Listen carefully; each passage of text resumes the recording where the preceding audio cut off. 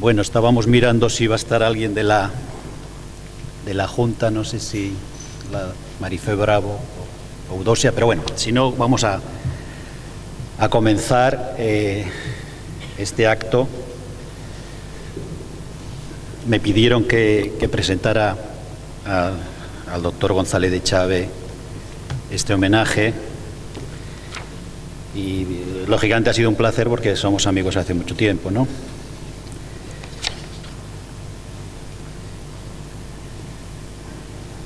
Cuando uno presenta un homenaje le dicen que tiene que contar como la historia, la vida del personaje, ¿no? Yo no sé, igual soy un poco iconoclasta lo que voy a contar, pero lo que sí es que lo voy a contar con mucho cariño.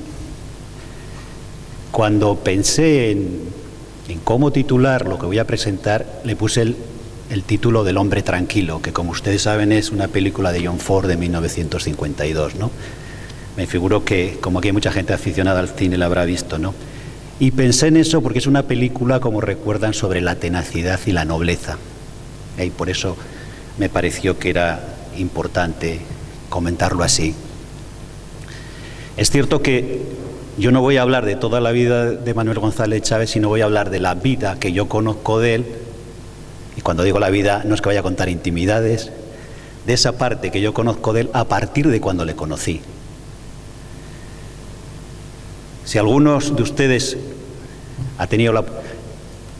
Me doy cuenta que hablo a ustedes porque trabajo en Centroamérica y allá el ustedes a veces me sale el tú como vasco, pero a veces es posible que esté todo el rato hablando de ustedes y después de tú, ¿eh?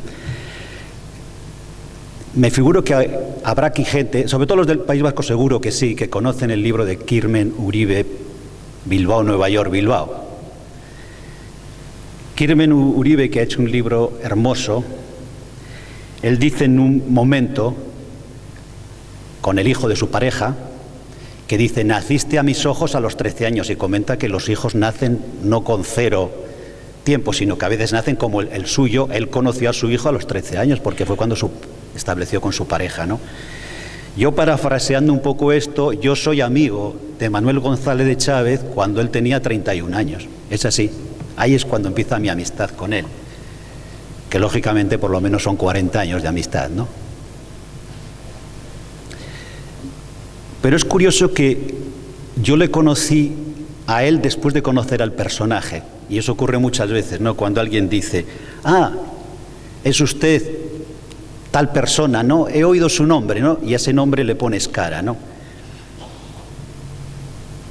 Corría el año de 1971 y se produjo un hecho que tiene que ver con la psiquiatría muy importante, que hubo un congreso en Málaga, al cual yo no asistí porque era estudiante de medicina todavía, pero lo que yo escuché de aquello era que fue un congreso de entusiasmo, no porque se cambiaran muchas cosas, pero porque apareció mucha gente joven en el sentido biográfico, pero hubo gente también allí, gente ya mayor, cercana a la jubilación o jubilados, que sintieron una gran alegría de escuchar las voces de mucha gente que decía, tenemos que cambiar. Él conoce mejor porque él sí que estuvo allí.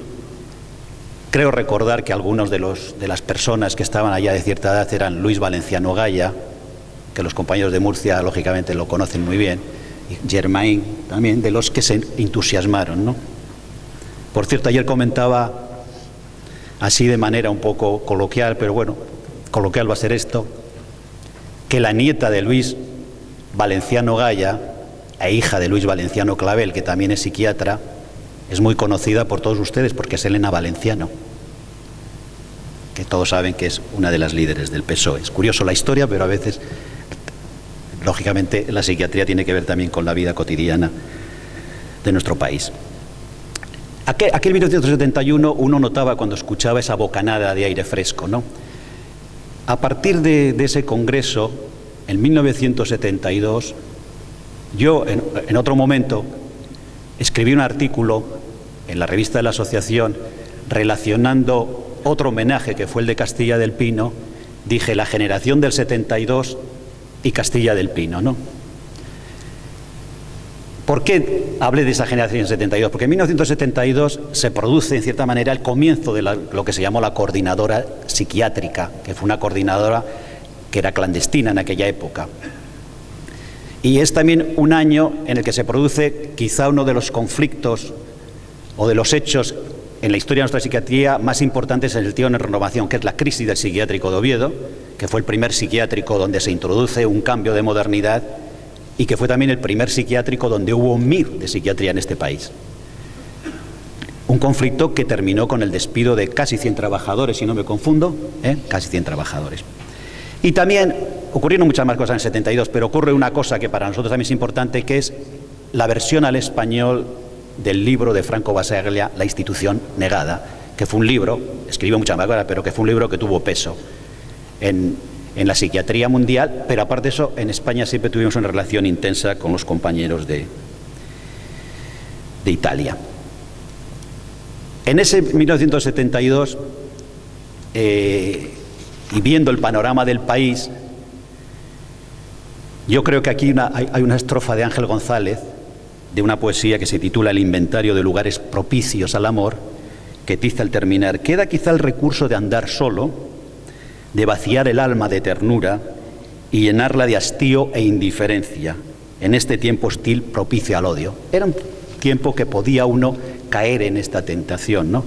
Sin embargo, esta gente, Manuel González de Chávez, compañeros que están aquí, Enrique Rivas, Enrique González Duro, Manuel Desviat, etcétera, comenzaron a trabajar en esta coordinadora psiquiátrica.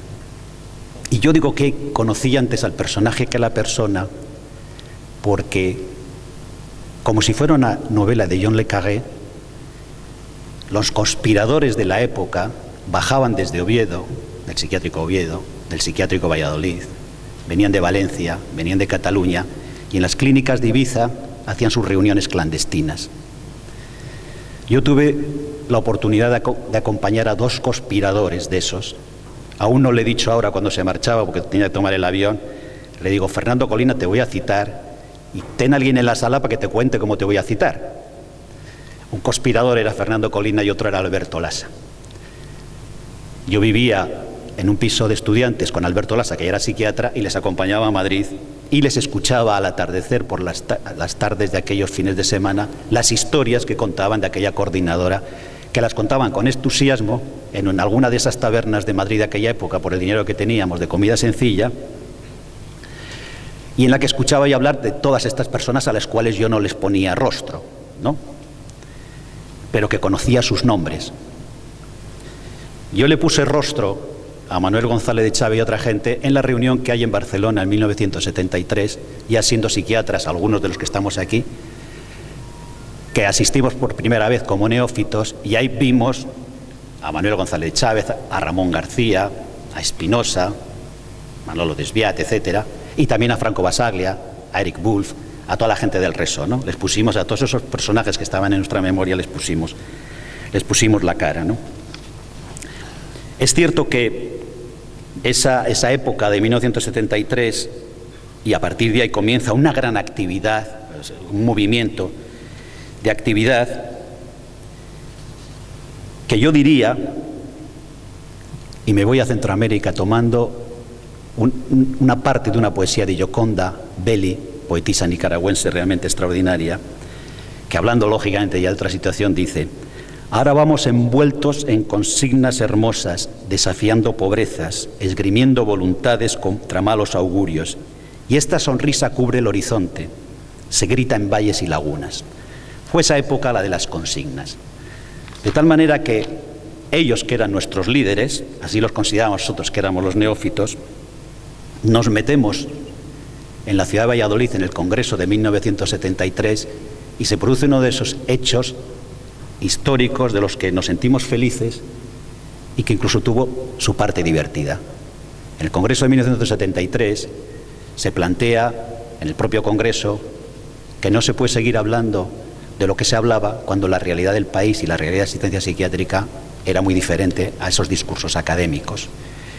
Y en aquella primera sala del Paraninfo de la Facultad de Medicina de Valladolid se plantea lógicamente una crisis cuando eso se plantea el primer día y en la apertura. Se dice: paremos el Congreso y hagamos un Congreso diferente. Lógicamente una parte de la sala no entendía y otra parte de la sala entendía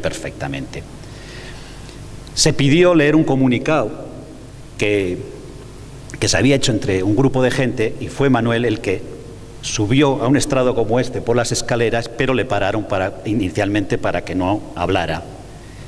Y todavía recuerdo que el doctor Soto de la Facultad de Medicina dijo: apaguen los micrófonos. Y lo apagaron, pero luchaba contra muros. 5 minutos más tarde tuvieron que encenderlo. Lógicamente fue una situación un poco patética para el que dijo apagar los micrófonos. Y se hizo un congreso paralelo. Lógicamente se leyó el comunicado, hubo gente que quiso seguir el congreso, y en otra parte de la facultad se hizo el congreso paralelo. El congreso paralelo tuvo más asistentes que el académico. Lógicamente fue un congreso de reflexión sobre la realidad del país. Es cierto que los tiempos no eran, una cosa eran nuestros deseos y otra cosa eran las dificultades que íbamos a ir viendo poco a poco, ¿no? Entre 1973 y 1977, fecha que ya muchos de los que están aquí saben que voy a decir, hubo un congreso en Extremadura en el 75 al cual la coordinadora no asistió. 75 fue un año duro, fue cuando despiden a la gente de Conjo y es cuando se hace la primera huelga MIR del país por el contrato laboral. Y algunos MIR, lógicamente, nos quedamos en la calle. Entre ellos, no sé si está aquí Juan Esteve de Albacete, pero fue uno de los MIR de aquella época que se quedó en la calle. Cuando llega ya a 1977 es cuando se produce el gran cambio en la asociación, en una situación también muy peculiar. Yo recuerdo que ya nos reunimos allí, toda la gente de la coordinadora, ya veníamos a Sevilla con la consigna de trabajar, volver a trabajar en el Congreso, el tema de la realidad social de nuestro país, y se planteó allá presentar una candidatura a la Junta Directiva. Había una candidatura oficial, que si no recuerdo mal, la iba a presidir el doctor Giner Ubago, catedrático, y había otra candidatura que se discutió en la Asamblea, en la Asamblea de la Coordinadora quién iba, y allá se iban poniendo una pizarra, nombres y nombres de los que podían ser candidatos, y después se fue tachando y diciendo, bueno, quién va a ser, etcétera. Recuerdo, a los compañeros de Córdoba, que podríamos haber hablado allá del corazón partido de nuestro Carlos Castilla del Pino, porque las dos candidaturas lo querían llevar. La nuestra de presidente y la otra primero en una candidatura y casi al final de presidente. Carlos al final no estuvo con ninguna de las dos, y ese fue el motivo de que Valentín Corcés fuera el candidato que se presentó. Nos presentamos, pero lógicamente nos presentamos porque éramos muy guerreros todos, pero lo que ocurrió es que ganamos, y aquello, claro, se produjo una situación muy curiosa. Los indignados de la época eran los perdedores, pero es que nosotros estábamos aturdidos. Cuando alguien nos dijo, es que han ganado ustedes, y de repente nosotros, sentados en la sala, dijeron, suban aquí arriba y sigan la asamblea, y entonces era aquello de, ¿qué hay que hacer? ¿Cómo es esto del acta? Totalmente desprovistos de cualquier instrumento de trabajar. Pero es cierto que uno se adapta, y nos adaptamos todos fácilmente a construir esa asociación. Se nos quitó el aturdimiento, yo creo que en 2 semanas, y a partir de ahí empezamos a trabajar bajo la dirección de Valentín Corcés y con el apoyo muy importante de otra persona de Madrid, que era Manuel Desviat, que estaban en la Junta. Es un momento en el que ya la asociación hace esta apertura, plantea hacer la apertura a todos los socios, lo cual es un hecho también que tiene importancia en la psiquiatría del mundo, que una asociación de psiquiatras desde 1924 diga que entren en esta casa, que se abran las ventanas, que entre aire fresco y que entren otros profesionales. No es frecuente encontrar eso en el mundo, no es frecuente. O sea, hemos tenido la suerte de tener un país en el que hay cosas que se han podido hacer y que además han tenido éxito.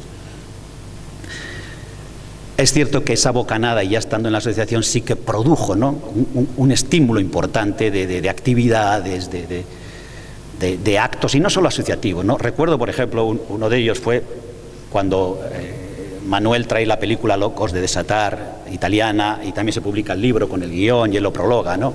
Fue una época en que se publicaban libros constantes de lo que ocurría en el país, Ramón García, Valentín Corcés. Carmen Sáez saca el libro de Locura y Feminismo, que posiblemente fue el primer texto en español sobre ese tema. Es decir, comienza a haber una apertura, pero también del pensamiento. Es cierto que La democracia, cuando viene en 1978, como todas las cosas, no fue abrir la puerta de la democracia y encontrar el cielo.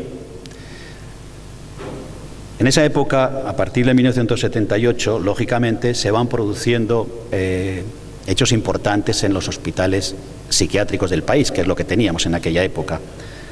Pero no todo fue un camino de rosas, ya en un periodo democrático y ya, lógicamente, con partidos políticos de las distintas vertientes, ¿no?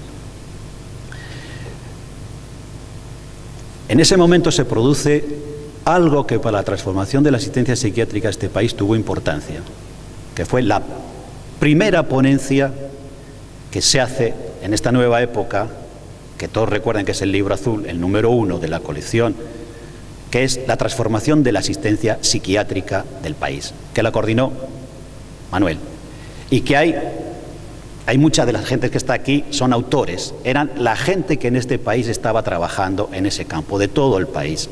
Es un texto que a mí me parece que es un texto claramente para tener que estar en todos los discursos académicos de la gente que quiera analizar la historia de la psiquiatría de este país. Es un texto básico, ¿eh? Yo creo que un psiquiatra, un psicólogo, una enfermera, un auxiliar que realmente tenga preocupación por estos temas debería ser un texto que lo tuviera, no digo que se lo lea entero, lógicamente, pero que lo tenga como un punto de referencia, ¿no? Pero traigo aquí el número 1 de la revista de Laen, porque cuando ese primer periodo termina su candidatura, en 1980, que es cuando se presentan ya las primeras ponencias, Manuel de Chávez accede a la presidencia y es un periodo muy rico de, lógicamente, todo es una asociación la nuestra del 77 que no se puede decir que unos han hecho unas cosas y otros no, sino que lo que hacen unos viene porque otros han sembrado el camino, ¿no? La apertura de la asociación ya se hace a todos los profesionales, todavía su junta solo son psiquiatras porque los estatutos se aprueban después, es la siguiente ya la que aparecen otros profesionales. Voy a leer lo que él dice en el número 1, una pequeña frase, lo que Manuel dice, el número 1 se publica entre mayo y agosto de 1981. Saben que el primer director fue Manolo Desviat, ¿no? Fue el que posiblemente con ese calor que él pone a las cosas hizo que esto saliera también adelante, la revista tiene mucho que ver con Manuel Desviat. Dice: la transformación de la asistencia psiquiátrica es siempre uno de nuestros objetivos. Pocas asociaciones profesionales en el mundo han mantenido como Laen la preocupación encomiable a lo largo de toda su historia, aun en condiciones nada favorables. En las actuales circunstancias españolas debemos esforzarnos en sacar a nuestra asistencia psiquiátrica de su estado asilar, apoyando y multiplicando los intentos de experiencias de cambio, sensibilizando a la sociedad y a las administraciones públicas en ese proceso posible y positivo hacia una asistencia psiquiátrica cualitativamente mejor. Bueno, es una parte para que se vea cuál era el espíritu de nuestro presidente y, lógicamente, de la asociación. Y en aquella época, parte de la gente que forma parte de esta junta comienzan a incorporarse a hospitales psiquiátricos. Enrique González Duro va al psiquiátrico de Jaén, Luis Cabrero se encarga de los servicios de salud mental de la Diputación de Barcelona. En otro momento el presidente Valentín Corcese va a Málaga, al psiquiátrico de Málaga, y Manuel va al psiquiátrico de Miraflores en Sevilla. Es el periodo entre el 80 y 83 más o menos donde se producen esto. Y es cuando volvemos a ver la realidad. Estamos hablando ya de una España diferente, etcétera, pero sin embargo voy a leer lo que dice Onésimo González en la revista del 83 sobre lo que pasó en aquel momento. Dice: a continuación se pasó a informar de la situación de Andalucía. Estamos hablando de una junta directiva. Junto a la persistencia de situaciones netamente manicomiales vergonzantes, tal es el caso de Córdoba, Granada o Cádiz, conocimos el estado de las experiencias renovadoras iniciadas en Málaga, Jaén y Sevilla, que tanta expectativa habían despertado. En todas ellas, la situación, que llegó a catalogarse como catastrófica, se caracteriza por el bloqueo, cuando no el franco retroceso. Jaén, a los rumores no desmentidos de cese del jefe de los servicios psiquiátricos, se une la no renovación de contratos a miembros de personal. Todo ello ha generado desconfianza, desconciertos, desmoralización y miedo en el personal, y parece inminente la vuelta al poder técnico de los opuestos a la reforma. En Málaga se define la situación como frenazo de haber tocado techo. En Sevilla, desde la no renovación del contrato al doctor González de Chávez, las sucesivas alternativas a la dirección de los servicios se han ido quemando a veces en cuestiones de días. Se prevén restricciones presupuestarias y desde el punto de vista asistencial el retroceso es obvio. Pero pasando lo que pasaba, he tomado una frase de Juan José Millás de estos días, pero que sirve para aquella época. Estamos maltrechos, sí, aunque moralmente enteros. Y eso es lo que pasó. Despidieron a los compañeros, fracasaron esas reformas, pero lógicamente moralmente todos seguíamos igual de activos. La Junta que preside Manuel González de Chávez tuvo o colocó en la asociación una serie de cosas claves. Una es la revista, aparece en la revista, lógicamente, bajo la dirección de Manuel Desviat y como habéis visto, con una serie de compañeros. Fernando Colina fue clave en este elemento también. Pero es un hecho que no ha sido muy conocido porque no se ha escrito nada de él y no se dice en los congresos, que es, en esa junta se escribe, una junta de psiquiatras, escribe al Ministerio de Sanidad, no he podido tener la carta aquí, pero se puede localizar en una de las revistas del 83 creo que es, se escribe una carta al Ministerio de Sanidad en la que se dice que la Asociación Española de Neuropsiquiatría propone que haya un sistema de formación reglado similar al MIR que se llame PIR. Y el hecho histórico es que lo dice la Asociación Española de Neuropsiquiatría formada por psiquiatras. En el año 83 se crea el primer PIR de este modelo en Asturias. Y hay un hecho histórico muy importante. El mayor obstáculo para el PIR de Asturias vino del Colegio Oficial de Psicólogos de Asturias.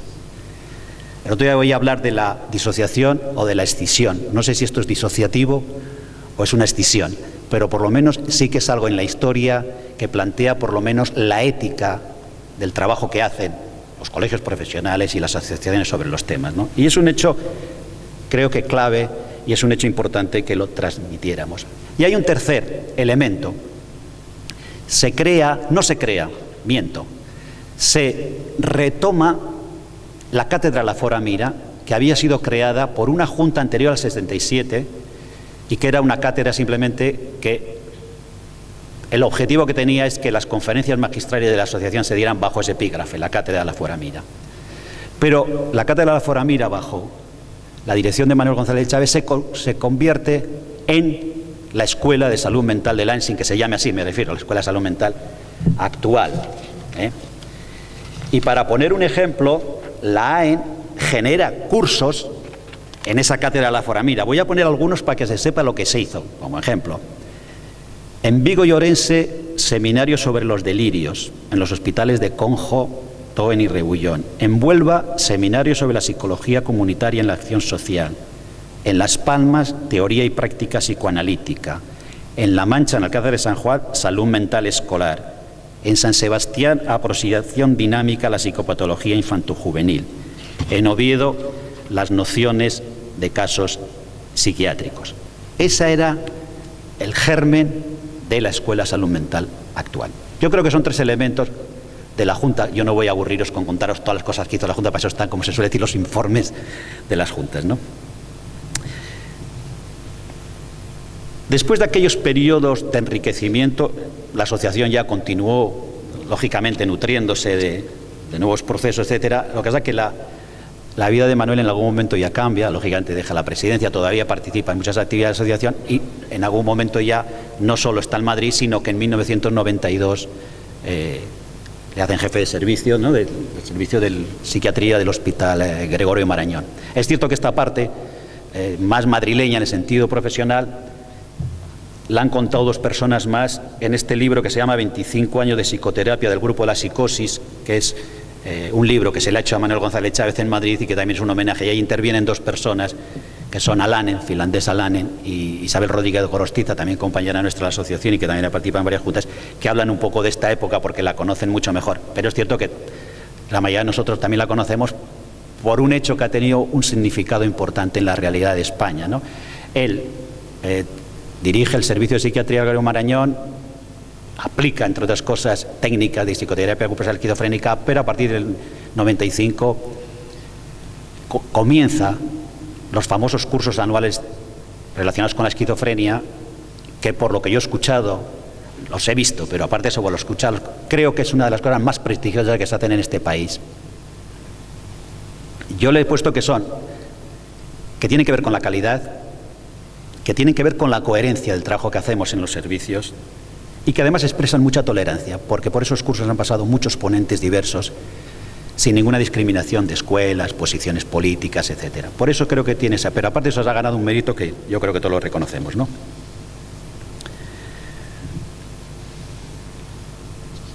Yo voy a decir una cosa que no tiene que ver con la psiquiatría, pero tengo ganas de decirla. Yo como buen vasco, aquí hay varios vascos, ¿no? Cuando éramos más jóvenes creíamos que después de Bilbao estaba el fin del mundo. Después un día nos enteramos que después de Bilbao había cosas muy interesantes y que este país es muy interesante, ¿no? También nosotros pensábamos que solo había el vino de Tinto Rioja y que los únicos que sabíamos beber vino de Tinto Rioja éramos los de Bilbao, hasta que nos dimos cuenta que también los demás saben beber Tinto Rioja y otros vinos, ¿no? Manuel es un gran gourmet y lógicamente para un vasco tener un amigo gran gourmet pues es una delicia. Y encima siendo canario es una delicia de ir de norte a sur. Es un buen conocedor de vinos tintos. Yo he disfrutado mucho con él, comiendo y bebiendo moderadamente. Creo que tenemos que darle las gracias como ciudadanos, porque ha sido una persona que ha participado en la transformación de este país de ciencia psiquiátrica como ciudadanos, no como profesionales. Tenemos que darles las gracias. Lógicamente como profesionales, porque ha introducido también la calidad y el discurso científico, ¿no? Lógicamente como amigos, porque hemos compartido muchas cosas con él, ¿no? Creo que va a ser la primera vez que voy a acabar, no sé cuánto tenía de tiempo, igual tenía 30 minutos o más, pero bueno, yo veo ahí el tiempo y digo, es la primera vez que lo voy a hacer así como justito. Voy a terminar. Voy a terminar con una poesía también del otro lado del Atlántico, que es Mario Benedetti, uruguayo. Se titula Pausa. Es pequeñita, pero la leo entera. Dice: de vez en cuando hay que hacer una pausa, contemplarse a sí mismo sin la fruición cotidiana, examinar el pasado, rubro a rubro, etapa por etapa, baldosa por baldosa, y no llorarse las mentiras, sino cantarse las verdades.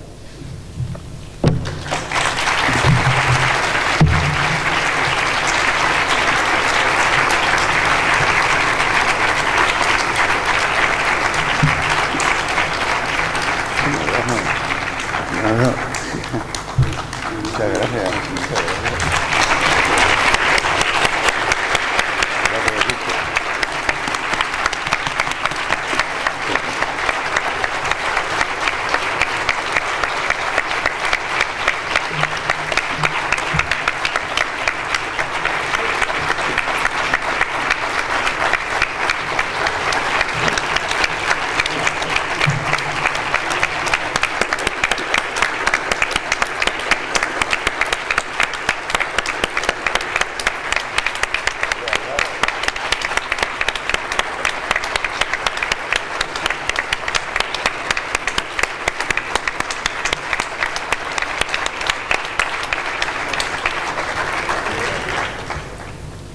Realmente yo soy una persona de una generación que merece varios homenajes.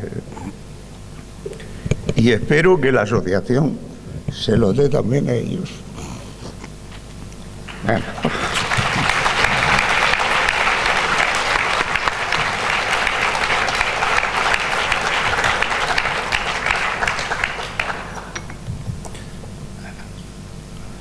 Yo ya he venido llorado, pero bueno.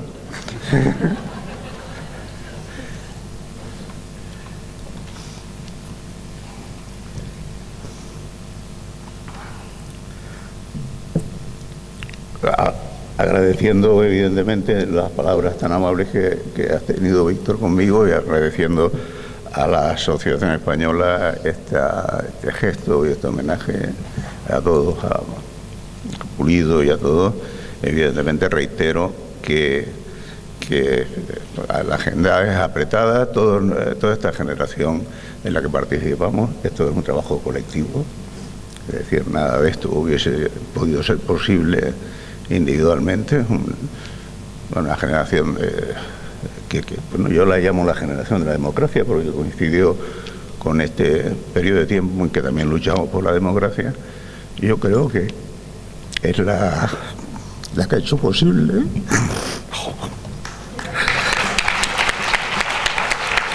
la que ha hecho posible estos congresos y estas asambleas que realmente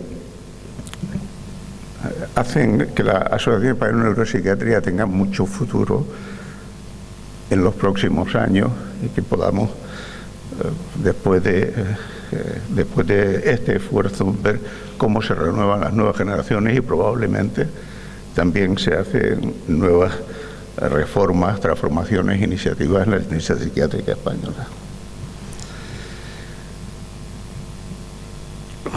Reitero las gracias que os he dado, además especialmente en esta isla, donde este mar que yo vi cuando nací, me es especialmente emocionante, ¿no?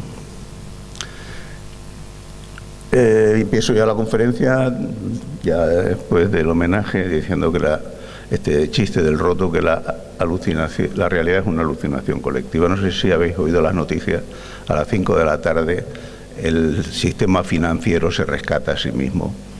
Hay una videoconferencia, el gobierno pide 40.000 millones a Europa y nosotros evidentemente tenemos una razón más para luchar por cambiar las cosas. A veces la realidad nos gustaría que fuese una alucinación, pero desgraciadamente no lo es.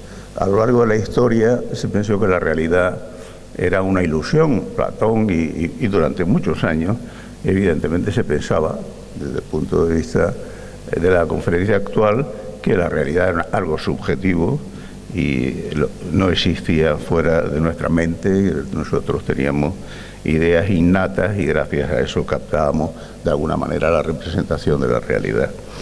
Hasta prácticamente el comienzo del capitalismo no hay una visión filosófica, quitando la corrección que hace Aristóteles, de que todo lo que hay en la realidad, todo lo que nosotros tenemos en nuestra mente, viene por los sentidos y es producto de la realidad externa.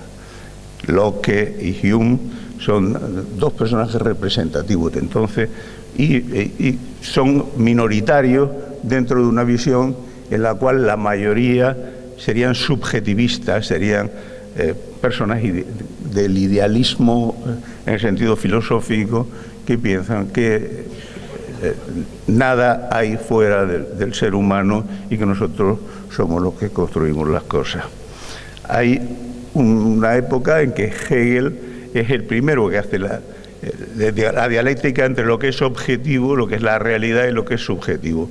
Él anda todavía en un mundo subjetivo, pero ya se plantea que hay una dialéctica entre una realidad objetiva y una realidad subjetiva.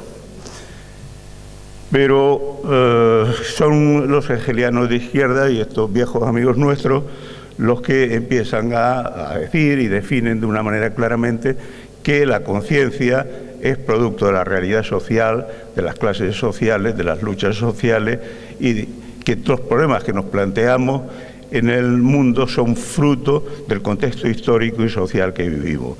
Incluso 50 años antes de que se hiciese la psicología, ya Marx y Engels habían construido una teoría marxista, claro, una teoría de la personalidad.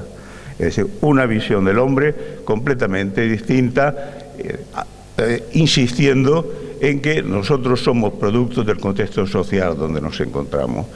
O sea, 50 años antes de que aparezca la psicología como ciencia, aproximadamente, y muchos años antes, casi 100 años antes, de que la neurociencia verifique que efectivamente es así, que lo que tenemos en nuestro cerebro es producto de nuestras experiencias y el cerebro se va reconstruyendo de acuerdo con nuestras experiencias, con esa plasticidad que incluso llega a la técnica psicoterapéutica. Las intervenciones psicoterapéuticas modifican el cerebro, como se ha venido demostrando últimamente. Son 150 años después de que Marx y Engels hablasen de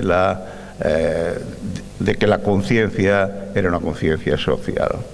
En el mundo, el siglo XX, hay una división entre las ciencias naturales, digamos, la ciencia física, la astronomía, etcétera, y las ciencias, digamos, humanas, el derecho, la psicología, la historia, etcétera, que es una obra importante, es la reflexión que nosotros cogemos cuando, en el contexto del siglo XXVI, que hace Dilthey. Dilthey incluye ya la economía desde el principio del siglo XX como una de las ciencias históricas de la naturaleza, aunque ahora nos la traten de vender como si fuese una ciencia de la naturaleza. Pocos años después, Husserl introduce la fenomenología, que es, digamos, la introducción de la intersubjetividad en el mundo de la reflexión, reflexión sobre los seres humanos, ¿no? De la fenomenología hemos estado prácticamente viviendo toda la psiquiatría del siglo XX, hasta que ha empezado a desmolerla los diagnósticos manuales, los diagnósticos americanos, el DSM, los DSMS, y ha empezado a desconsiderar y a buscar otro tipo de criterios operativos. Efectivamente, la fenomenología estudia la intersubjetividad de una manera exclusivamente descriptiva, pero gracias a eso se ha creado un cuerpo de conocimiento dentro de la psiquiatría de gran valor, ¿no? Ahora bien, lo que es obvio es que no hay subjetividad sin intersubjetividad, y esta es una reflexión del siglo XX y en el momento actual, de cómo empezamos a tener subjetividad a través de las relaciones intersubjetivas desde nuestra infancia, de las primeras relaciones, y a lo largo de toda nuestra vida, y todo lo que construimos a lo largo de nuestra vida es producto de las relaciones intersubjetivas con los seres que nos rodean. El mundo, digamos, de la objetividad también existe, pero el mundo de la objetividad, como Merleau-Ponty hacía referencia años atrás y como Burge hace muy pocos años ha hecho un enorme libro dedicado a la objetividad, el mundo de la objetividad nos entra por los sentidos, por la percepción. Digamos que es nuestro cuerpo el enlace entre la subjetividad y la objetividad. Los constructivistas estudian con mucho detalle el problema de la subjetividad, tratando de hacer énfasis de que las construcciones sociales evidentemente son subjetivas, y la teoría o la psicología social también ha dedicado grandes estudios y reflexiones a este tema. Resumiendo el estado actual de la discusión, la intersubjetividad, toda la subjetividad es intersubjetividad, no existe ninguna intersubjetividad abstracta y aislada, todas las relaciones humanas son siempre relaciones sociales entre los hombres, las relaciones interpersonales e intersubjetivas se desarrollan institucionalizadas en contextos históricos y sociales concretos. Las relaciones interpersonales e intersubjetivas acontecen y se desarrollan en el mundo real, en la realidad objetiva, y la intersubjetividad y la interobjetividad funcionan de forma conjunta, paralela y mutuamente interdependientes. Estos son dos, si fuésemos unos subjetivistas, esto sería amor materno sin más, pero desde una perspectiva más compleja, estos dos amores maternos son distintos. Nos dan mucho más datos la interobjetividad de lo que una madre y un hijo pueden estar viviendo en situaciones completamente distintas. O estas dos parejas, esta pareja, evidentemente, la percepción objetiva de su relación, evidentemente nos dan muchas claves sobre las posibilidades intersubjetivas entre ellos. Esto es una relación de amistad y esto es otra relación de amistad. Veis que son dos relaciones de amistad distintas, y esta otra, que se la inventó Benetton, es todavía más distinta. Por ejemplo, todas las relaciones de ayuda. Si no tuviésemos una interobjetividad, no podíamos comprender el altruismo en muchas relaciones de ayuda, que tienen sus contextos, sus dispositivos, sus profesionales y su forma de hacer, aunque todos ellos, de alguna manera, estén con el mismo espíritu altruista de ayudar al prójimo. Las relaciones terapéuticas también ocurre lo mismo con ellas, ¿no? Es decir, esta es mejor. Esto es una relación terapéutica, pero aquí la vemos en el punto de vista objetivo, como se relaciona este médico con este paciente. Y esto es otra relación terapéutica perfectamente real, es completamente distinta, en unos contextos completamente distintos. Esto, otra relación terapéutica, y esto que hace este cirujano dermoestético parece que es otra relación terapéutica. Esto sería una relación psicoterapéutica, no sé si hay un 1% de situaciones tan idealizadas, ¿no? Incluso en Canarias no creo que pongan plátanos a los pacientes, ¿no? Lo más habitual es esto. Esto es lo que ocurre en el mundo en el que estamos y va a seguir ocurriendo en los próximos años hasta que cambiemos las cosas, ¿no? Es decir, con listas de esperas masificadas y con una demanda exagerada que tenemos que movernos con gran dificultad con ella. Blain Entralgo, que fue el mejor profesor que tuve en la Facultad de Medicina hace ya muchos años, como podéis suponer, hizo en su tiempo un buen libro sobre la historia de la relación médico-enfermo, mejor la historia y la teoría. Pero en la historia, él era un profesor de historia internacional con muchos libros y hizo un buen relato de toda la historia de la medicina, del papel de los médicos desde la antigüedad clásica, el cristianismo, el renacentismo, evidentemente el periodo hipocrático, etc. Pero cuando llega a la teoría, el hombre es muy víctima también del posfranquismo de su tiempo y entra en el mundo, digamos, de Martin Buber, de el yo y el tú parecen sueltos, descolgados de la realidad contextual y prácticamente la relación terapéutica se convierte en un acto voluntario entre un médico desconectado, descorporalizado y socialmente y un enfermo menesteroso que también se encuentra en la misma situación. Este es una visión idealista de las relaciones terapéuticas que evidentemente no se corresponde con la realidad que nosotros vivimos todos los días. En la dialéctica amo-siervo de Hegel, que creo que la ha usado Lacan diciendo el sujeto del supuesto saber, que debe ser el psicoanalista o el psiquiatra, le inculca al paciente su saber. Hegel, yo no sé si Lacan contextualizaba histórica y socialmente al sujeto del supuesto saber, que era profesional, pero Hegel no lo contextualiza. Cuando Hegel habla de la dialéctica amo-siervo, habla del autoconocimiento que es capaz de definirse a sí mismo, y le considera el autoconocimiento del amo, definirse a sí mismo y definir al otro, el esclavo o el siervo, como esclavo o como siervo, y además obligar al otro a pensarse a sí mismo como siervo, etc. Hegel, de luego, no lo contextualiza históricamente, sino lo vi como una especie de fuerza del espíritu, ¿no? En el mundo en que nos movemos, me parece, pero ahora, un momento que me he saltado una. Se ha saltado una, hay una que ha desaparecido. Bueno, en el mundo en el que nos movemos, evidentemente, todas las situaciones en las que definimos a los pacientes están institucionalizadas, sea en una medicina biológico o una medicina psicoanalítica o en una práctica psicosocial o familiar, están institucionalizadas sociales históricamente. Han nacido en un momento determinado y han continuado con posterioridad.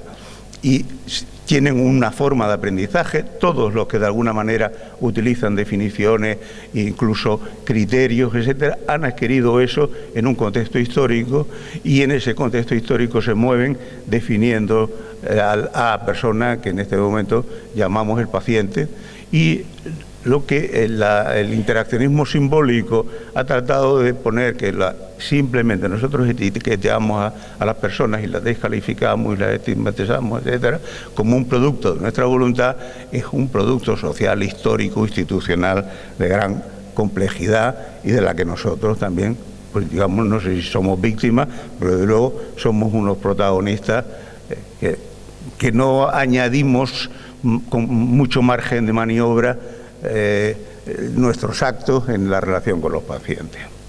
La relación con los pacientes, el paciente mucha gente lo considera como un objeto, mucha gente, desgraciadamente menos, como un organismo complejo de estructura, como un objeto despersonalizado del que se pueden observar signos y señales. Esto es un tipo de relación interpersonal, intersubjetiva, en la cual uno es el sujeto y el otro es un objeto que uno estudia. Una relación bastante frecuente es la relación exclusivamente farmacoterapéutica, en la que nosotros, los que lo practiquen, descodifican completamente el lenguaje y están buscando y reflexionando delante del paciente otro tipo de historia. Es decir, la reflexión que tienen delante del paciente es ¿qué medicación le pongo? Es decir, no hay prácticamente más riqueza terapéutica que esa. Olvidando todo lo que es la relación farmacoterapéutica, olvidan habitualmente el efecto placebo que tienen no solamente las medicinas, sino todo tipo de prácticas terapéuticas, incluso prácticas que no eran terapéuticas, propiamente terapéuticas. Aquí están los reyes de Francia, que imponían las manos a los enfermos y supuestamente los curaban. Ya eso tiene una tradición antiquísima, pero los últimos reyes que imponen manos y curan eran los reyes de Francia antes de la Revolución Francesa. Se formaban colas, se organizaba todo, había pacientes que se seleccionaban, podía haber la opción de una segunda imposición de manos para curar. Había una enorme complejidad y a lo largo de la historia eso debe haber funcionado, si no, durante tantos siglos se estuvo haciendo. A lo largo de la historia prácticamente es la relación que se establece con la otra persona la que tiene unos grandes efectos terapéuticos. La farmacología suele olvidar esa base, que es la base de cómo se da una medicación, de qué forma y qué relación se establece con ello. Otro tipo de relación que podemos establecer con los enfermos es una relación nosológica. Ya no es la relación con un ser humano a comprender, sino con una entidad patológica, misteriosa, incongruente, amenazante, a la que hay que observar. El psicótico, lo que sea. Y ya la persona desaparece detrás del diagnóstico, ¿no? Esto es un tipo de relación que también se practica, desgraciadamente todavía se practica mucho, y hay gente que evidentemente puede saber todo lo que se debe saber de una enfermedad cualquiera, pero no ha sido capaz ni es capaz de comprender a un solo paciente. Una relación terapéutica ya dentro del mundo de la psicoterapia frecuente es la consideración de la persona como un sujeto aislado de los demás. En este chiste de Forge dice, bueno, ya está bien por hoy, en la próxima sesión hablaremos del inconsciente. Dice, no, por favor, doctor, no meta a mi marido en esto. La persona que dentro del mundo de nuestra psiquiatría es el primer representante de la consideración del sujeto como sujeto aislado fue evidentemente Freud. Freud evidentemente era un hombre del positivismo de entonces, y el resto de la medicina también, menos los epidemiólogos, consideraban al sujeto con sus enfermedades como un sujeto aislado. Las obras de Freud que construyen su metapsicología están todas juntas en uno de los tomos de las obras complejas, y están en las reflexiones que él hace sobre los instintos, la represión de los instintos, el yo, el ello, el superyo, etcétera, pero todo prácticamente aislados. Incluso los complejos como complejo de Edipo son complejos de un sujeto aislado en el cual todavía no hay una relación con otras personas en torno a él, ¿no?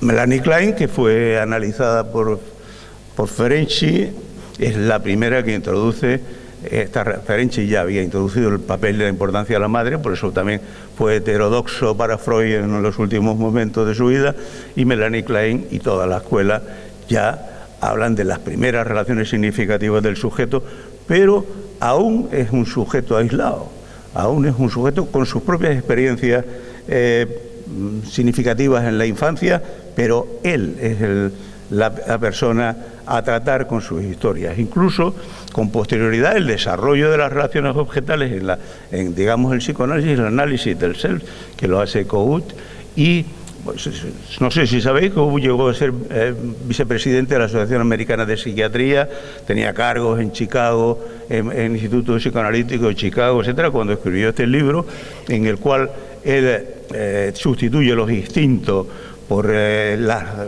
deficiencia en los primeros años de vida, pues prácticamente le expulsaron de todo. Incluso cuando él en los congresos psicoanalíticos iba a hablar, la mitad de la sala se marchaba y él hacía, pero tuvo él con posterioridad que adaptarse de nuevo y tratar de adaptar su obra a la obra freudiana. Tal era la fuerza de la ortodoxia dogmática que existía en los Estados Unidos respecto a que no se podía salir un ápice de lo que había dicho Freud. Entre las relaciones objetales y el análisis del self, la psicología del self, está la psicología del yo, que hace Hartmann, etcétera, pero todas ellas siguen considerando al sujeto como un sujeto aislado del contexto. Solo la psiquiatría interpersonal empieza a considerar la realidad del sujeto como un producto de sus relaciones personales, de su vida y de las relaciones con otras personas, y empieza a analizar también la relación terapéutica como una cosa de dos personas, como un producto de dos personas en que las dos personas están igualmente implicadas.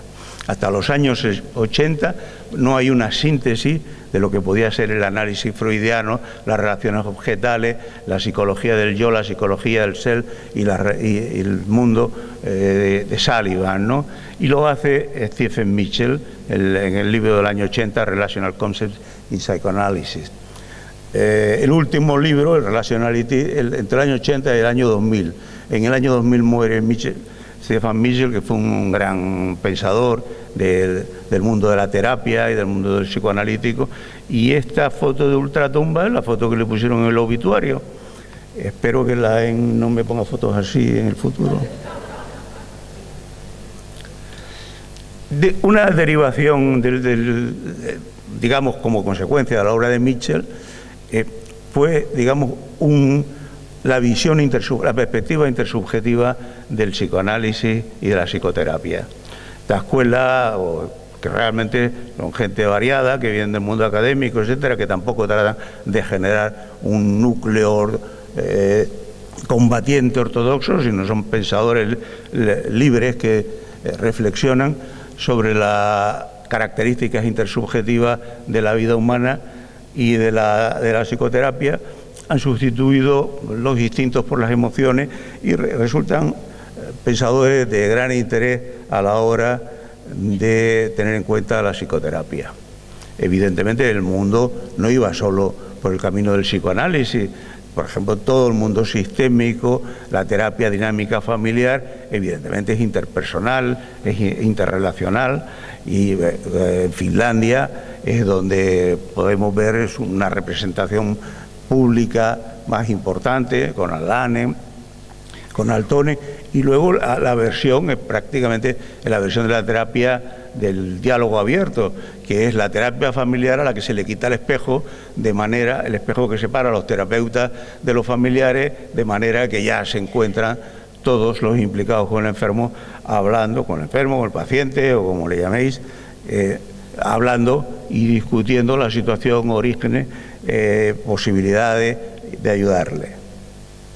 La terapia de grupo nunca fue aislada, sino una terapia interpersonal, una terapia social de alguna forma, y todas las terapias comunitarias colocan al sujeto en su realidad social, con su familia, con sus problemas laborales, sus dificultades de todo tipo en el contexto del país, de la cultura, etcétera, que sea. O sea que, evidentemente, en la evolución de nuestra rama de la práctica, la intersubjetividad ha ido ampliándose de una forma real y social.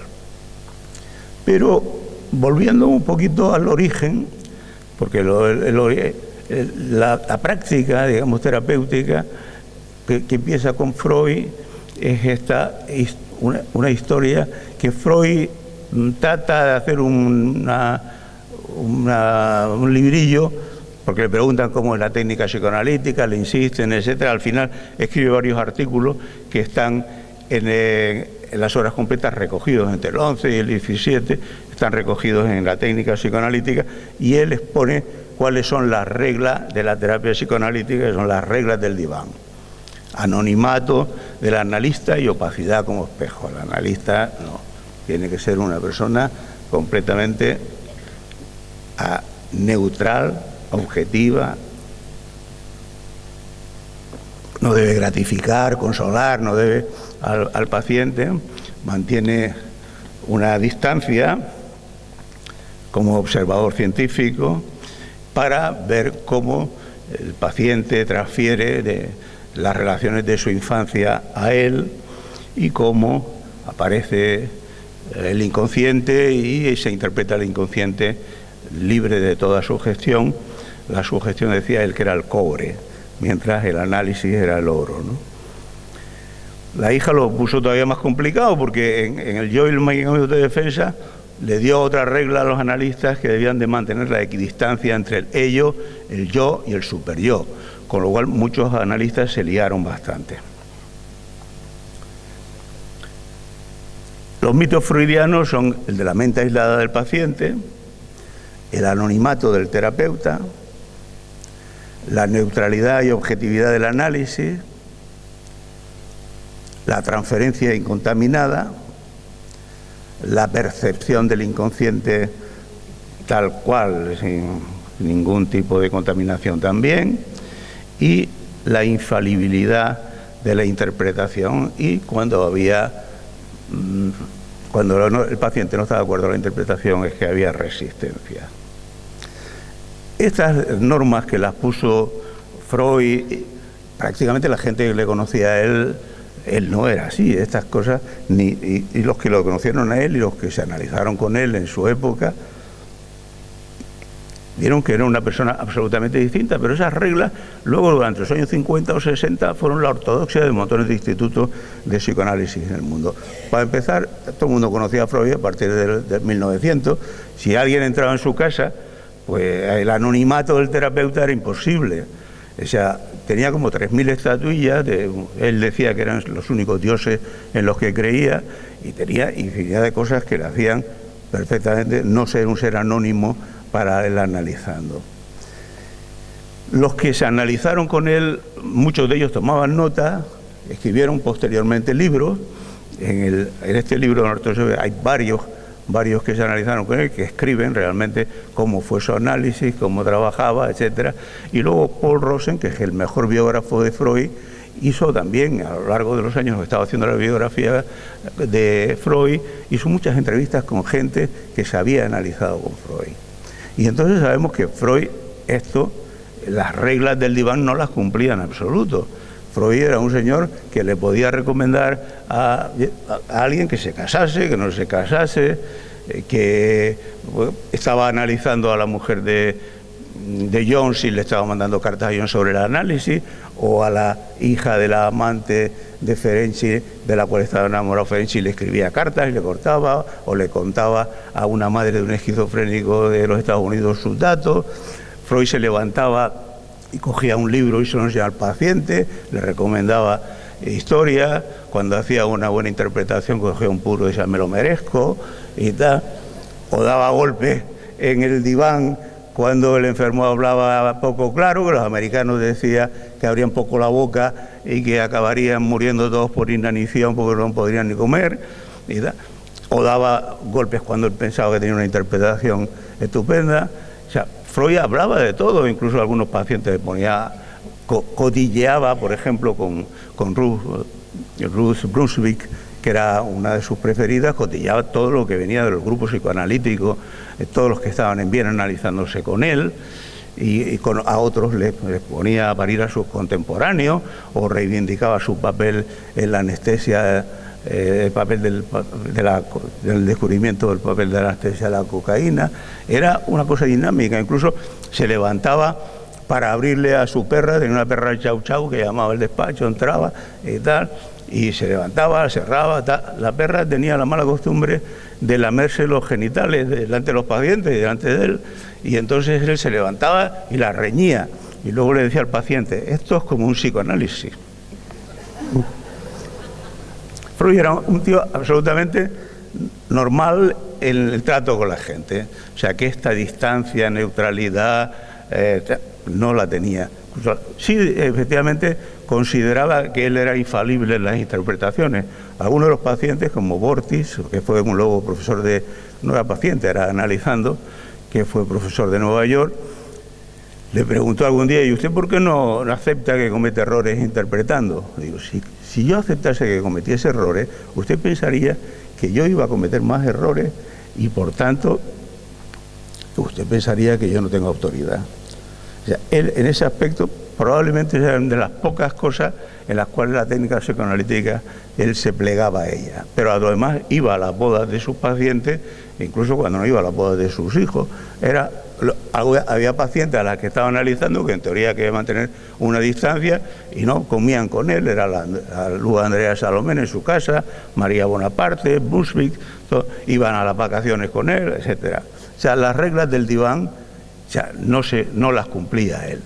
Y evidentemente los que lo conocieron tampoco las cumplían. La generación que no lo conoció fue la que hizo las reglas del diván como el dogma de qué tenía que ser la técnica psicoanalítica.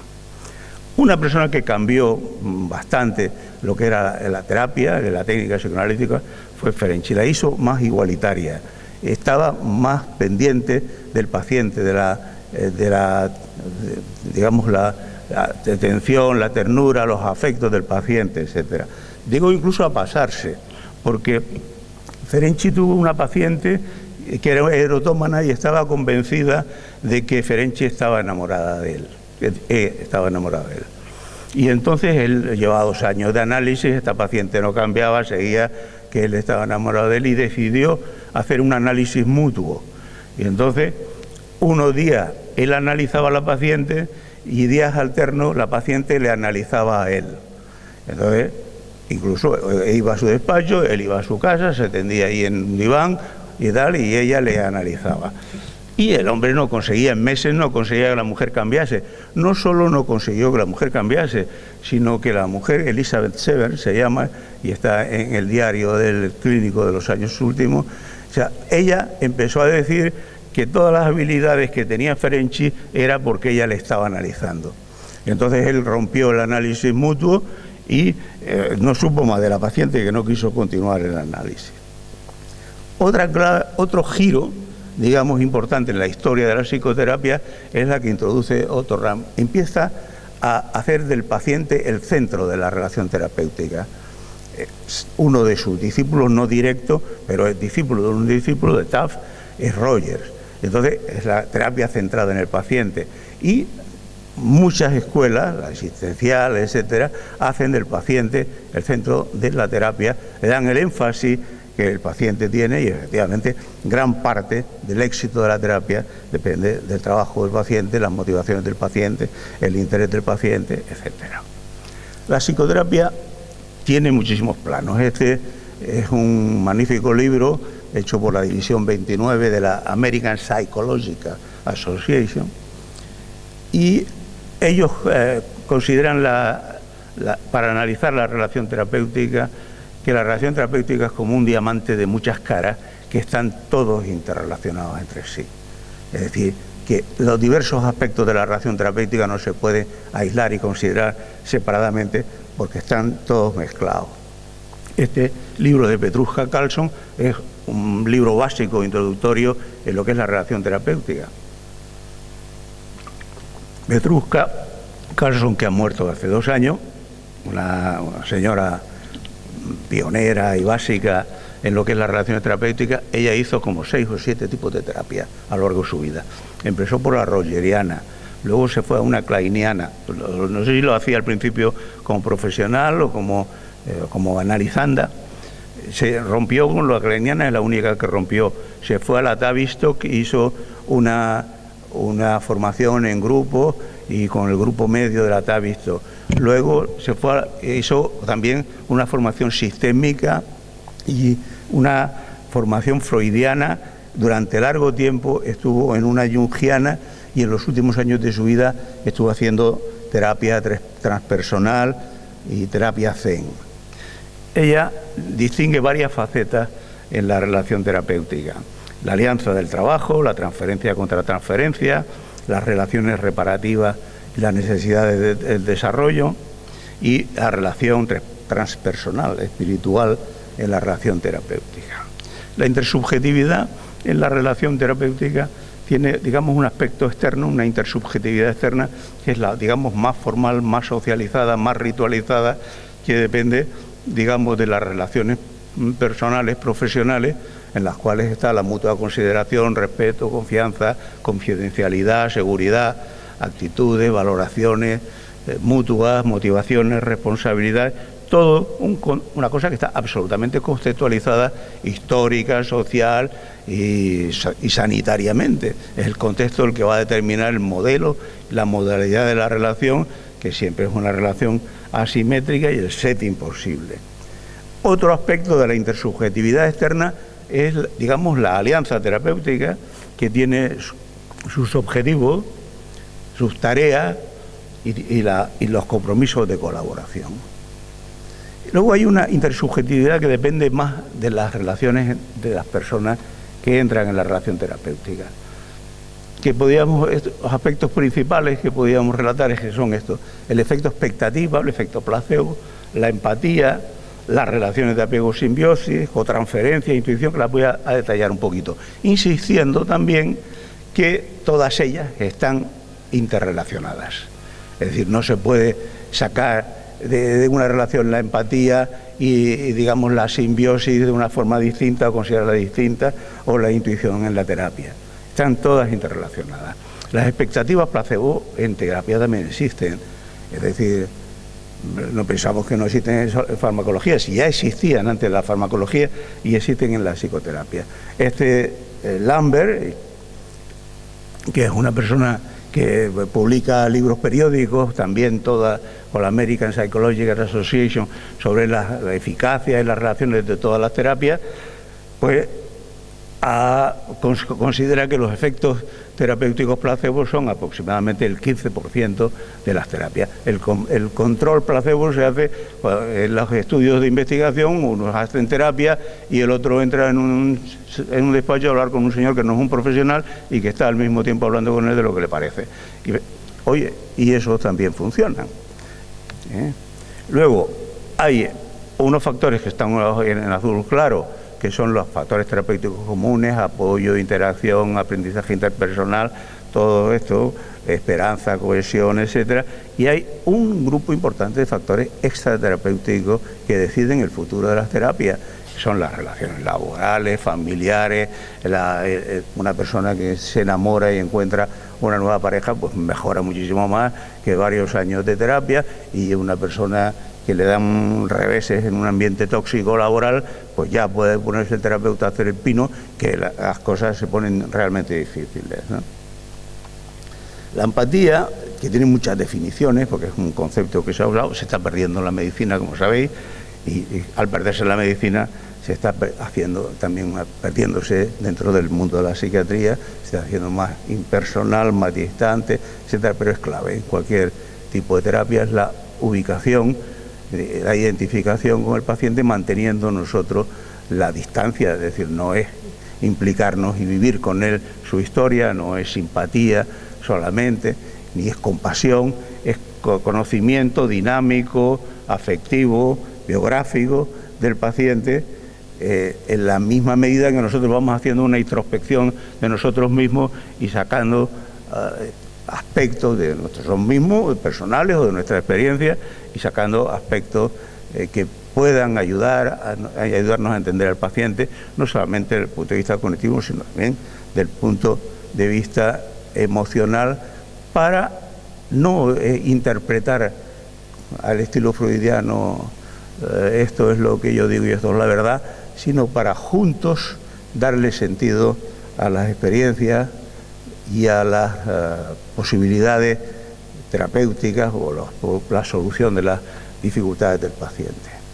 En la terapia influyen mucho las experiencias de dependencia, las experiencias simbióticas, o sea, las experiencias que nos marcan las primeras relaciones terapéuticas, las primeras relaciones en nuestra vida, forman una matriz relacional, son las primeras relaciones, y esas las llevamos, las corregimos o no, las imágenes positivas o negativas que tenemos de la manera en que nos hemos relacionado en nuestra infancia o con otras personas, las llevamos a la terapia también en las relaciones con los terapeutas.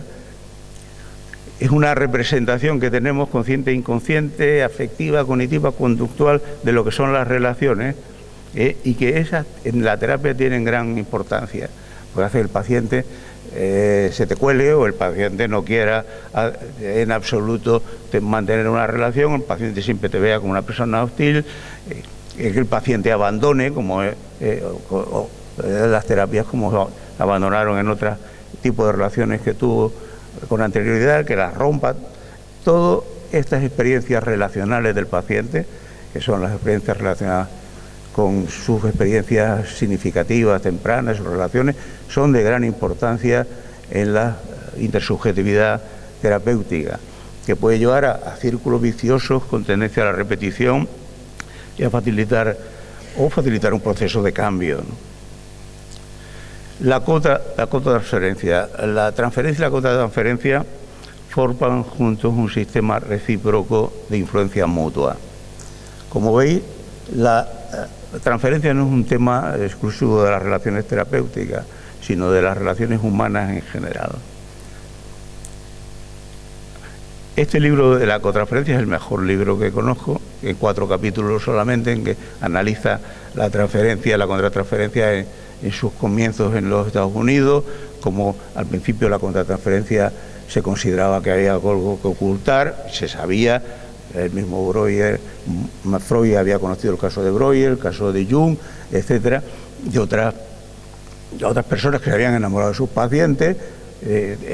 Ellos analizaban a muchos analistas y con muchos problemas. En la historia hay muchas historias de relaciones amorosas que se establecieron a través de la contratransferencia. Hubo gente que se casó 6 o 7 veces con pacientes, Freud mismo, ¿no?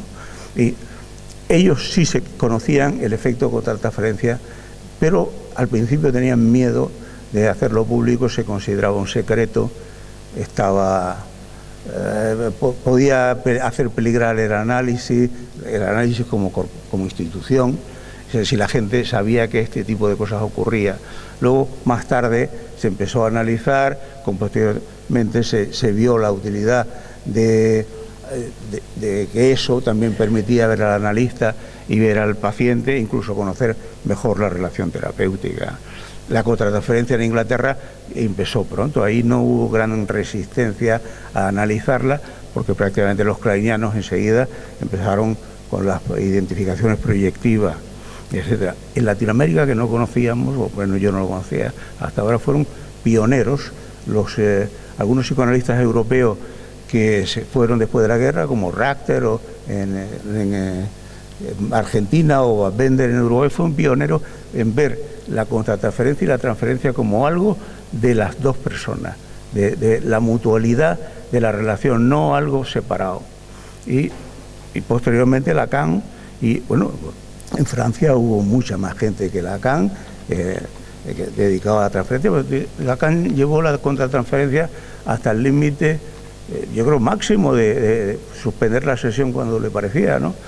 en el momento en que le parecía oportuno. Se cuenta que algunos pacientes tenían mucho cuidado en no decir durante el análisis finalmente, porque si decían finalmente se levantaba, les abría la puerta. La contratransferencia es transferencia de afectos, de relaciones, de conducta, y existe como en otras relaciones. Todos nosotros estamos relacionándonos continuamente, transfiriendo afectos y experiencias previas a las personas con las que nos relacionamos, ¿no? La contratransferencia, como he contado antes, fue un secreto en sus orígenes históricos y luego una fuente importante de conocimiento no solamente del terapeuta mismo, sino del paciente y de la relación terapéutica. Y tiene un impacto decisivo. A lo largo de una relación terapéutica, nosotros vamos cambiando con el paciente también. O sea, nosotros vamos evolucionando con el paciente en los diversos aspectos de nuestra identidad y subidentidad. Hay algo de lo que pocas veces se habla en la psicoterapia, que es la intuición. La intuición es probablemente lo que hace de la psicoterapia un arte. No solamente no se habla en la psicoterapia de la intuición, es que no se habla en la ciencia. O sea, este es dos tomos de la misma persona. Tony Bastic son un clásico de los estudios de la intuición, es prácticamente una enciclopedia. Entonces, uno del año 80 y el otro del año 2003. Cuando Bastic va a ser la segunda edición de su libro, hace un estudio exhaustivo de todas las bases de datos, no solamente en el mundo de las ciencias humanas, sino pues, la intuición está en la base de cualquier invento. Aquí, esto fue origen de una intuición, igual que el ordenador, las luces, todo esto fue en sus orígenes intuiciones. Entonces él estudia las bases de datos también en la física y en la biomedicina, etcétera. Encuentra en eso, después de 20 años, encuentra 2.600.000 artículos que en el abstract, en el resumen, contenían la palabra intuición. En el título había 94 que tenían intuición en el título, pero solo 24 artículos estudiaban la intuición. En 20 años solo 24 artículos se habían dedicado a estudiar la intuición, que es algo tan completamente humano como cualquier otro aspecto de nuestras relaciones. Es decir, existe en la infancia, de los 4 a los 7 años, incluso puede que ahora más pronto, el pensamiento ya lo llamaba intuitivo. Nosotros tenemos un gran aspecto de nuestra vida psicológica que son puras intuiciones y no estudiamos este aspecto. Se estudia la memoria, se estudia la conciencia, pero no se estudia la intuición. Y la intuición en psicoterapia también es clave. Es clave. Probablemente la intuición es lo que hace la creación artística. Pues la parte artística de la psicoterapia es intuición del terapeuta e intuición que dependerá de sus propias capacidades intuitivas o de la reflexión que haya hecho y de los conocimientos que tenga. En general, es la habilidad para comprender o conocer algo inmediatamente sin ningún razonamiento consciente. Esto parece que es el obstáculo para el estudio científico de la intuición. Un conocimiento directo que se filtra a la conciencia sin ninguna mediación consciente o proceso lógico o relacional. Y es una percepción holística, gestáltica, global, completa, de elementos cognitivos, afectivos, de experiencias pasadas y presentes en muchos códigos de relación, ¿no? Los asociamos a una nueva organización. Muchas cosas que tenemos en nuestra mente de muy diverso calibre, de muy diversas formas, que no es solamente el lenguaje, son de alguna manera sintetizados cuando no sabemos por qué, a lo mejor estamos buscándolo, o de repente vemos algo que nos intuye que las cosas pueden ir por ahí, que tal persona puede tener este tipo o tal problema que nosotros sentimos, pues eso de la intuición también repercute en el cuerpo, cuáles son las emociones en un momento determinado.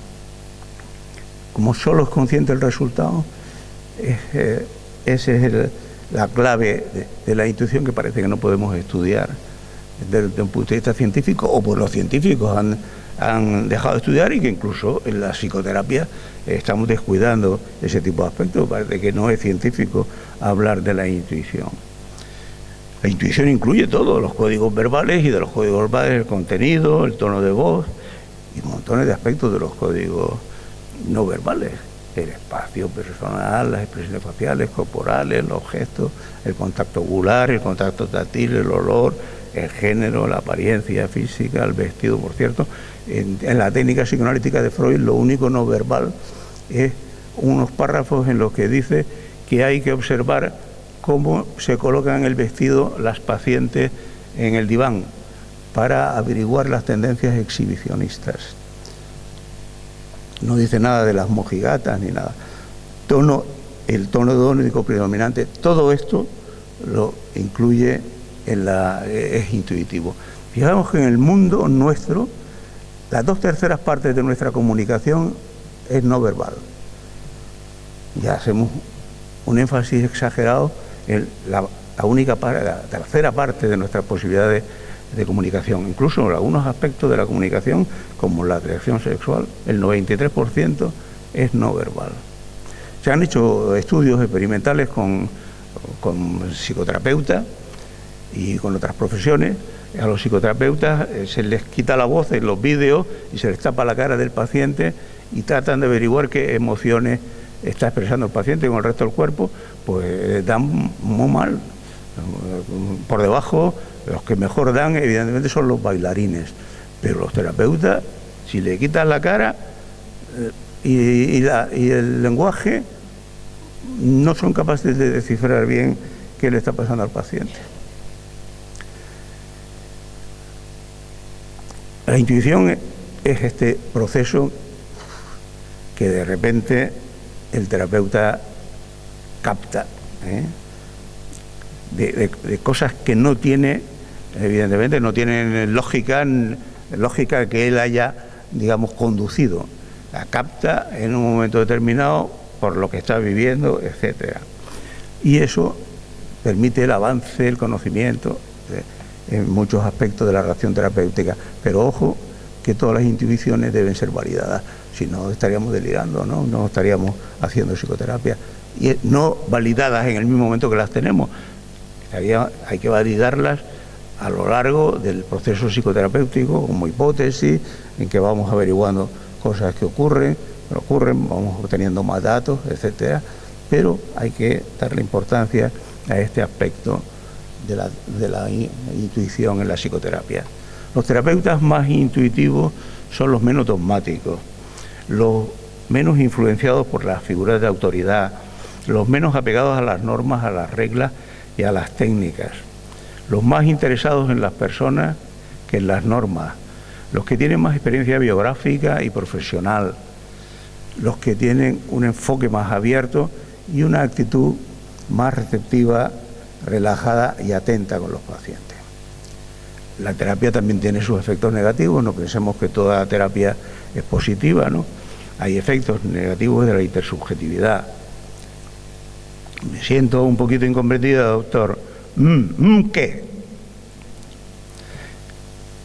Efectos negativos. Tenemos indicadores para saber efectos negativos cuando el paciente no está bien en una reacción terapéutica, falta de motivación, problemas de comunicación, escasa autorrevelación, evasivo, simulando, hostil, actitudes negativas hacia el terapeuta y la terapia, un sentido deficiente de pobre imagen suya, autorrechazo, expectativas idealistas, etcétera. También de qué terapeutas están en una relación terapéutica funcionando de una forma negativa, ¿no? Falto de cordialidad, no motivado, falto de respeto por el paciente, rechazante, crítico, moralista, intrusivo, egocéntrico, narcisista, grandioso, dominador, manipulador, defensivo, con falta de confianza en sí mismo. Todos estos son indicadores que algo falla en esa relación por parte del paciente o por parte del terapeuta o por parte de la relación terapéutica misma, el deterioro de la relación personal y profesional, la fragilidad, las crisis en las terapias, las rupturas de la alianza terapéutica, por desacuerdos en los objetivos, en las tareas y evidentemente los factores extraterapéuticos que están funcionando mientras hacemos la terapia. Tenemos que saber qué cosas le están pasando en la vida al paciente, ¿no? Puede hay crisis de la relación intersubjetiva en la terapia. Igual que ocurría, decíamos, el diamante, es decir, todos los factores que influyen en la crisis intersubjetiva están todos relacionados entre sí. Hostilidad, los silencios, las intuiciones no validadas, transferencias negativas, retraumatizaciones del paciente, desacuerdos sobre los significados personales, contratransferencias defensivas. Todo esto puede provocar ruptura de la relación terapéutica y hay que preocuparse también de si esa relación terapéutica que estamos estableciendo tiene reparación, tiene posibilidad de continuar adelante o no, y para ello tenemos que analizar la insatisfacción, la colaboración y las experiencias de ruptura previa. Pues tenemos que reconsiderar los objetivos y las tareas, corregir los errores terapéuticos de evaluación que hayamos tenido, analizar la relación, la transferencia, la contratransferencia y los modelos relacionales de nuevo. Hay que reanalizarlo todo si va mal, explorar las emociones dolorosas del paciente y si vemos experiencias que han retraumatizado, clarificar todos los malos entendidos, etc. A veces hay que reconsiderar la continuidad de la relación terapéutica, hay que probablemente no continuarla, ¿no? Hay que reevaluar también la contención, los riesgos que tenemos, la necesidad de la supervisión, evidentemente ecoterapia, el apoyo del equipo, el apoyo de la institución en situaciones en las cuales vemos que la relación terapéutica va mal. Tenemos que tener en cuenta los factores extraterapéuticos, reevaluar nuestros compromisos, motivaciones, empatía, expectativas con los del paciente también. Lo que hay que evitar es la confrontación, aceptar nuestros límites y buscar otra opción sin hacer daño al paciente. La relación terapéutica es siempre, para terminar, es siempre única y singular. Es una diada dinámica, compleja, no simétrica, en proceso de cambio y en construcción continua. La subjetividad del terapeuta es la fuente y la limitación de la apreciación y conocimiento de la subjetividad del paciente. Es nuestra propia subjetividad la que nos posibilita o nos impide ver el mundo desde la perspectiva del paciente. Nuestra subjetividad nos facilita o impide captar y comprender el significado emocional y personal de las experiencias del paciente e influir e integrar aquellos aspectos que más trastornan su subjetividad. La perspectiva del terapeuta no es una verdad objetiva. La relación terapéutica es un proceso de experiencia recíproca, de influencia mutua y regulación interactiva. Cada proceso terapéutico es único, como lo es cada paciente, cada relación terapéutica también, ¿no? No existe un único camino. La flexibilidad es necesaria porque hay muchos procesos y soluciones posibles. La incertidumbre es habitual. No hay reglas absolutas en las relaciones terapéuticas. Los terapeutas debemos saber que nuestra subjetividad es nuestro instrumento de trabajo. Tenemos que aceptar nuestras limitaciones, aceptar que somos falibles y que el resultado de nuestro trabajo es siempre incierto. Pues muchas gracias.